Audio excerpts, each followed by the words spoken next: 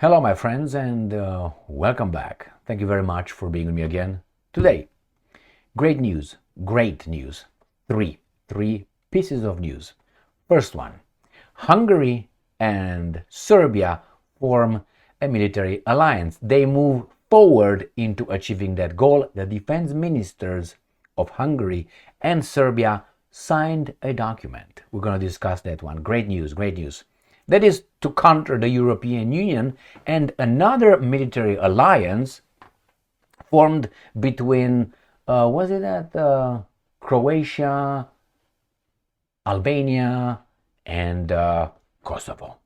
All right, so let's see what's going on with that first topic. The second one, world leaders, and this is very secretly talking to Putin. Who might those guys be? So, world leaders are afraid to come out come out and say, you know what? I want to talk to Putin. I'm talking to Putin.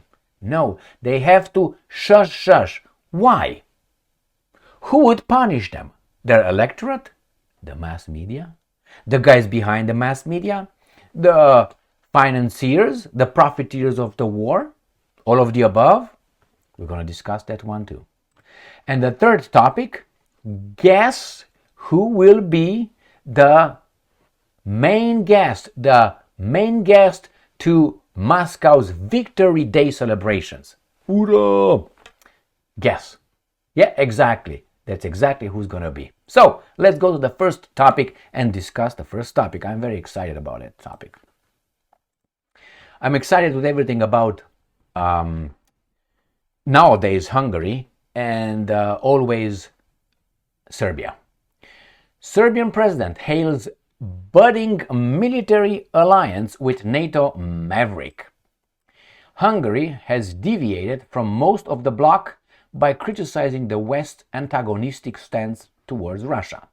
Hungarian Defense Minister Christoph Zalai Bobrovnicki visited Belgrade on Tuesday to sign a roadmap outlining 79 joint military activities between Hungary and Serbia for this year.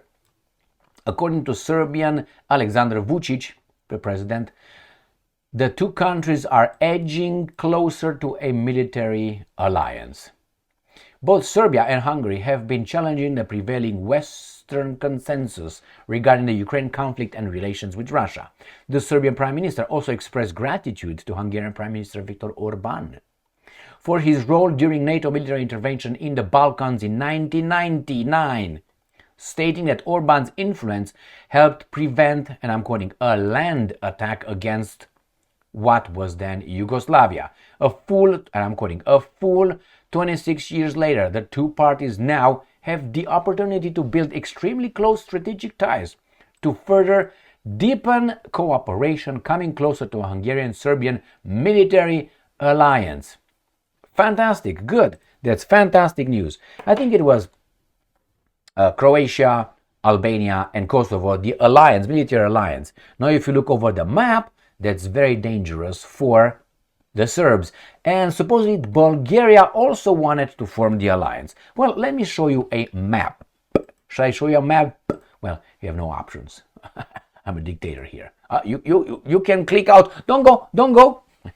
Okay, so let's say Europe map.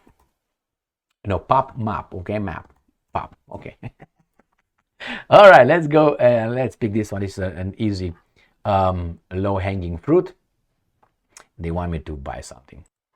And here it is. This is the map of kind of central, West Germany here, Central Europe and the Balkans. Now, this is Hungary here. This is Serbia. This is what they call right here. I call it Albania, right? So here is the Montenegro. This is, they don't have it here. They don't show the Kosovo, which is down here. So they already have Croatia right here. Then they have Albania right here. Then they have Bulgaria coming over right over, and you have somewhere over there, you have Kosovo. So this right here, they're going to corner it with Bulgaria, and we have here Croatia. And you have Hungary, and you have Serbia. These are the two countries. All right, let's go back to the article. And we're going to go to the second topic from here, Russia Today. 2nd of April 2025, world leaders secretly talking to Putin. According to the president of Serbia, Alexander Vucic. At least 2 top officials have maintained contact with the Russian leader, the Serbian president has claimed. Several global leaders have secretly maintained contact with Putin despite the Western campaign to isolate Moscow, Vucic has claimed. In an interview with talk host Mario Papapa, Vucic said that he had not personally met his Russian counterpart since the escalation of the Ukraine conflict in 2022. And I'm quoting, when we agreed upon the fact that it was not done in adherence with international public law, I didn't see Putin for 3 years. However, many leaders maintained behind-the-scenes communication, Vucic alleged. And I'm quoting, I know at least 2 big leaders that were speaking secretly to him because, of course, I still have my friends in the Kremlin and in some other countries as well. So he didn't talk to that. But he says, while Vucic did not name the leaders who supposedly spoke with Putin behind the scenes, he stressed that it was not Hungarian Prime Minister Viktor Orban, Austrian Chancellor Karl Nehammer, or Slovak Prime Minister Robert Fico, all of whom have not concealed their communication with the Russian president. Vucic said he would meet with Putin on May 9 during his visit, but he's not the main course. During his visit to Moscow to attend the Victory Day parade marking the Soviet Union's triumph over Nazi Germany in World War II. The Serbian leader also reminiscent about his last meeting with Putin in late 2021, mere weeks before hostilities erupted between Moscow and Kiev, and he said, after I left Putin's office, I said publicly that I expected very difficult times. Nobody believed me. Come on. All right. So he doesn't say who they are. That's what it is. My point is this. Are you really, as you said, according to Vucic, right, main leaders, did not name the name of the leaders, the main leaders. Who's in charge? Aren't you taught, lectured that democracy works that way, and you have a chain of command and you elect the president, and the president is the man in charge of the country. Okay, if you have a parliament and so on. Who is he afraid of? Like, you see the president of the United States of America being afraid to do something, or let's say the president or the chancellor of Germany is not going to call the president of France, Macron, is not going to call Putin because says whom? I mean, if you are so tough, and I remember France's president, Emmanuel Macron, when he was told by Zelensky, I think it was in the late 2022, when Zelensky told Macron, what do you have to talk to Putin so often? Why do you call him every day? Macron stopped talking to him, to Putin, stopped calling Putin. So Zelensky is just calling him out. Zelensky being a comedian selected Ukrainian, okay, to lead the Ukrainian nation going down, okay? He told the French president, les enfants de la, the big French country that wants to fight Russia. So that baboon Zelensky told the French president, why do you have to talk to Putin so often, huh? And he stopped. The next time when he spoke with Putin was about 1.5 years after that, when he spoke together in the same time, not together at the same time like, hey baby, but maybe a difference of 1 or 2 days after Chancellor Scholz called Putin.